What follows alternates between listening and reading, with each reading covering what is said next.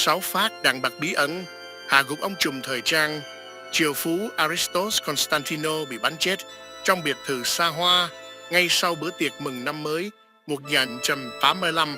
Người vợ trẻ đẹp thành nghi phạm trong vụ án khét tiếng này vì lời khai bắt nhất. Khoảng 1:45 ngày tháng 1 năm 1985, cảnh sát được gọi đến một ngôi biệt thự nằm trên đại lộ tỷ phú The Bishops ở khu Hampstead, phía bắc London, nơi quy tụ 66 căn biệt thự đắt giá của giới siêu giàu và nổi tiếng. Cảnh sát tìm thấy Aristos nằm gục gần một học tướng với 2 vết đạn vào đầu và 4 vết đạn vào thân. Một két sắt âm tường bị mổ và một tấm kính trên của bếp bị đập vỡ. Ban đầu, cái chết được báo cáo là do trộm cướp. Elena, sống sót sau vụ việc, khai bị trộm đột nhập sau khi trở về nhà từ bữa tiệc đêm giao thừa. Bà mẹ ba con khẳng định đã bị 2 tên cướp bịt mắt nhớt trong phòng tắm ở tầng trên khi nghe thấy một loạt tiếng súng.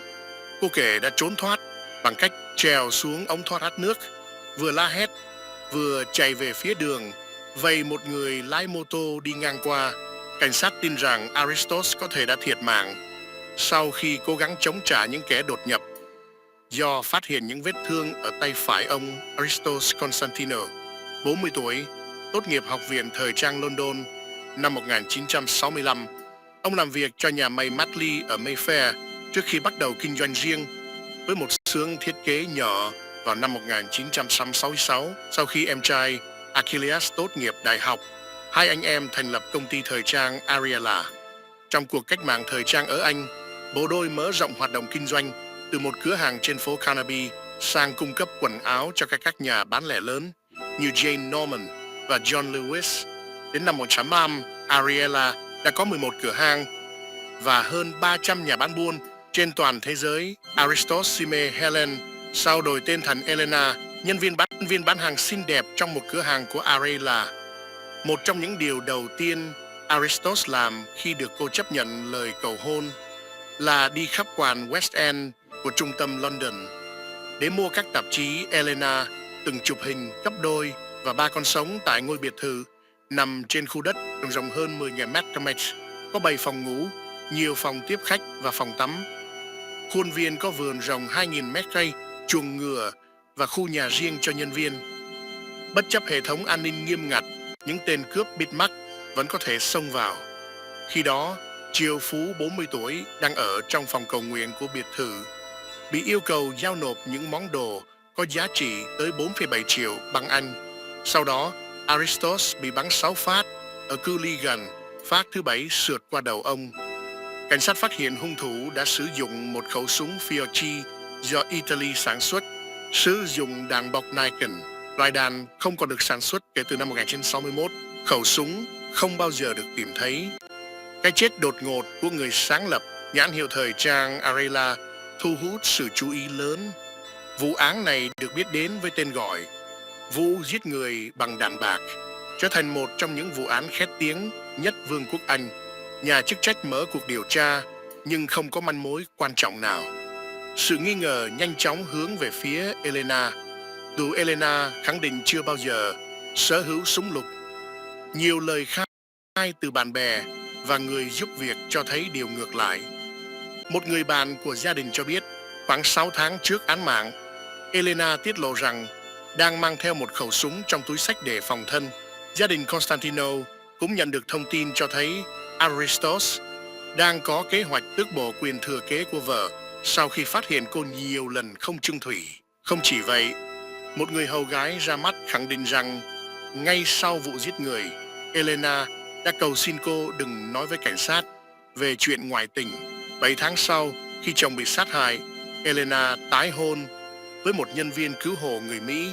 Trong cuộc điều tra vào tháng 2 năm 1986, Elena thay đổi đáng kể câu chuyện, khai rằng trước đó đã nói dối vì bị hung thủ đe dọa tính mạng của mình và ba con. Cô cho biết bị kẻ bịt mắt buộc phải khai ra nơi để két sắt và đọc mật mã, sau đó bị hắn đấm bất tỉnh. Khi tỉnh dậy, Elena thấy mình ở trong phòng tắm nên tìm cách thoát ra từ cửa sổ. Các thám tử tìm ra những lỗ hổng trong lời khai của Elena, Nhưng vì không có bằng chứng cụ thể, vụ án bế tắc. Năm 1998, gia đình Constantino nhện nhóm lại hy vọng khi cảnh sát tái điều tra và xác định Elena là nghi phạm chính. Tuy nhiên, giấc mơ đòi lại công lý cho Aristos của họ tan thành mây khói khi cơ quan truy tố hình sự CPS nhận định bằng chứng mới không đủ để truy tố.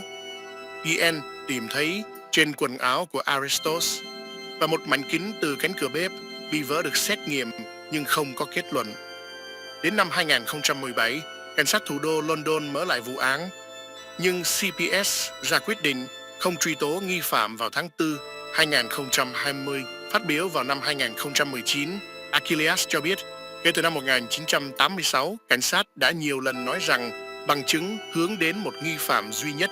Dù vậy, CPS vẫn liên tục từ chối truy tố vụ án, yêu cầu điều tra thêm. Vào năm 1997, người đứng đầu cuộc điều tra thứ hai nói với chúng tôi rằng bằng chứng chống lại nghi phạm này hiện đã rất rõ ràng, nhưng CPS lại từ chối yêu cầu bắt giữ và truy tố của cảnh sát một cách khó hiểu. Achilleas tuyên bố đã nhận được một lá thư từ cơ quan này, nói rằng lý do họ đưa ra quyết định không truy tố sẽ không tiết lộ vì là tài liệu được bảo mật. Achilleas nói, có một điều mà gia đình tôi chắc chắn, đó là Elena biết chính xác anh trai tôi bị sát hại như thế nào, tại sao và do ai gây ra. Trong khi gia đình mòn mới tìm câu trả lời, Elena tái hôn lần nữa và chuyển đến sống ở Cyprus. Năm 2022, Elena tuyên bố không liên quan đến cái chết của Aristos và sẽ không quay trở lại Anh để cảnh sát thẩm vấn. Cảnh sát thủ đô London cam kết thường xuyên xem xét lại vụ sát hại Aristos dù đã 40 năm trôi qua và sẽ hành động khi có bất kỳ thông tin mới nào được cung cấp. Ngôi biệt thự một thời xa hoa của Aristos được rao bán ngay sau án mạng. Lần rao bán gần nhất là vào năm 2015 với giá 9 triệu bảng Anh nhưng hiện bị bỏ hoang.